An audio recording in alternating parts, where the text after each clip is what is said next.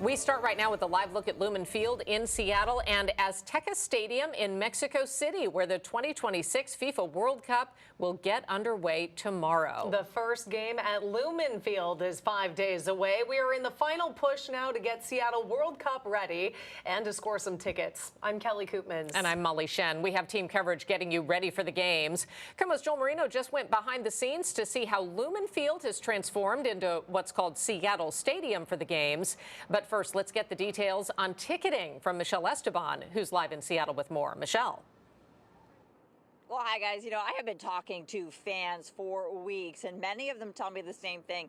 It's just too expensive. That's why I'm down here on the waterfront. A lot of them say that they're going to go to the watch parties. There's the floating barge, which is behind me, a soccer field. They'll be there. But then again, there are those who agree with FIFA that this is historic. This is a once in a lifetime.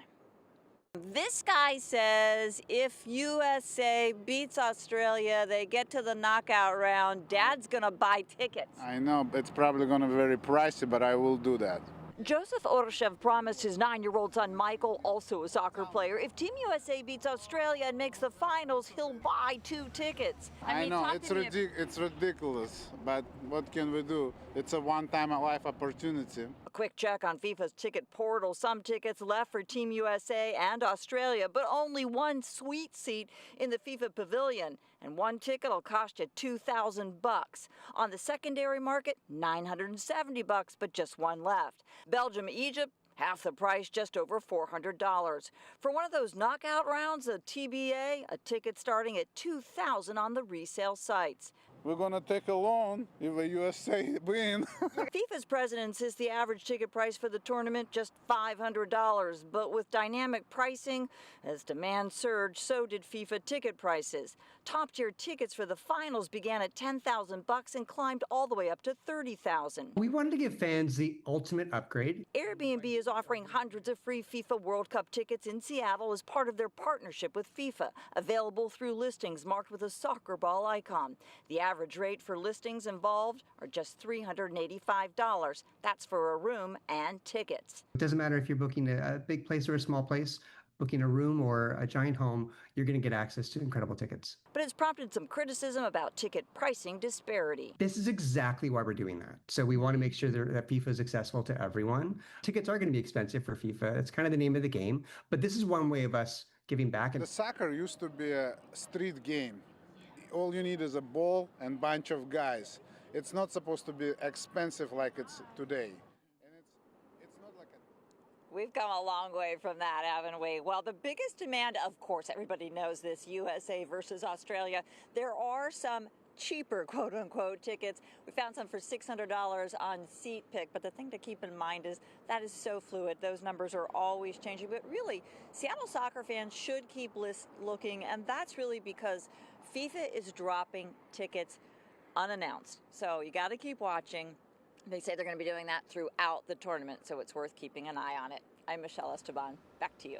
Okay, Michelle, though, knowing you've done all this research today, what might be considered the most affordable games or ways to get tickets?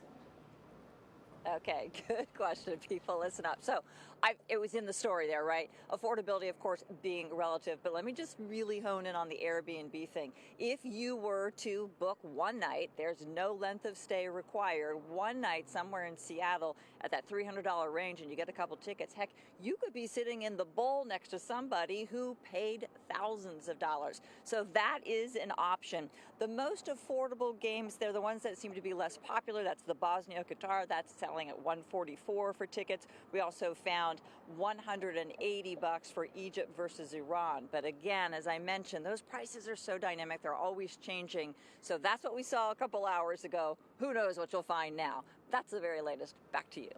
Michelle, thank you. One thing they are not selling short is the Seattle Stadium, which has been decked out from top to bottom to host the international competition. Organizers offered a first look at how this facility is preparing for the biggest sporting event Seattle has ever hosted.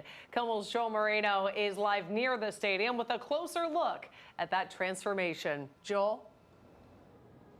Oh, Kelly, FIFA really pulled back the curtain today on what fans will see and experience once these games get underway.